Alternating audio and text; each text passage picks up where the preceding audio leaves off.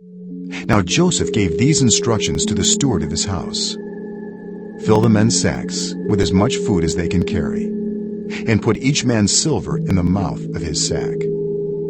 Then put my cup, the silver one, in the mouth of the youngest one's sack, along with the silver for his grain." And he did as Joseph said. As morning dawned, the men were sent on their way with their donkeys.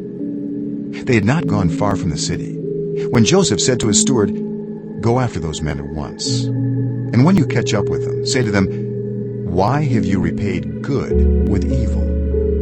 Isn't this the cup my master drinks from and also uses for divination? This is a wicked thing you have done.'"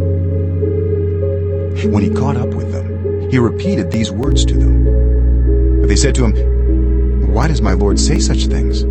Far be it from your servants to do anything like that. We even brought back to you from the land of Canaan the silver we found inside the mouths of our sacks. So why would we steal silver or gold from your master's house?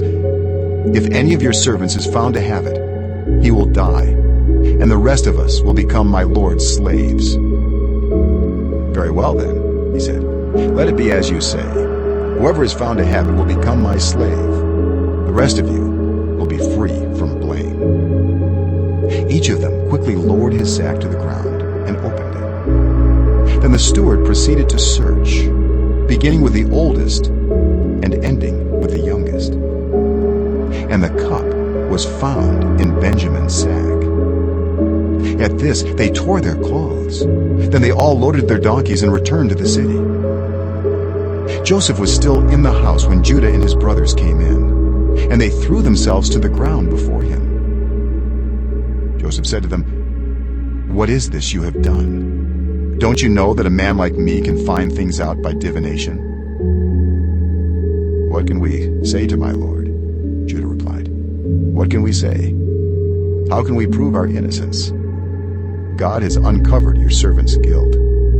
We are now my lord's slaves, we ourselves, and the one who is found to have the cup." But Joseph said, "Far be it from me to do such a thing. Only the man who is found to have the cup will become my slave. The rest of you, go back to your father in peace." Then Judah went up to him and said, "Pardon your servant, my lord. Let me speak a word to my lord. Do not be angry with your servant, though you are equal to Pharaoh himself. My lord asked his servants, 'Do you have a father or a brother?' And we answered, 'We have an aged father, and there is a young son born to him in his old age. His brother is dead, and he is the only one of his mother's sons left, and his father loves him. Then you said to your servants, "Bring him down to me so I can see him for myself." And we said to my lord, "The boy cannot leave his father.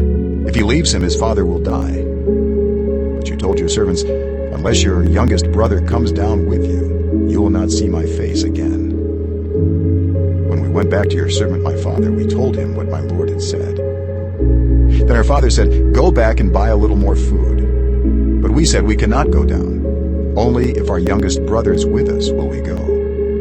We cannot see the man's face unless our youngest brother is with us." Your servant my father said to us, "You know that my wife bore me 2 sons. One of them went away from me, and I said, 'He has surely been torn to pieces,' but I have not seen him since. If you take this one from me too, and harm comes to him, you will bring my gray head down to the grave in misery. So now, if the boy is not with us when I go back to your servant my father, and if my father, whose life is closely bound up with the boy's life, sees that the boy isn't there, you will die. Your servants will bring the gray head of our father down to the grave in sorrow." Your servant guaranteed the boy's safety to my father. I said, "If I do not bring him back to you, I will bear the blame before you, my father, all my life.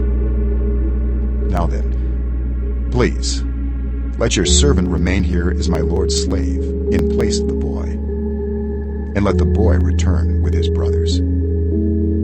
How can I go back to my father if the boy is not with me?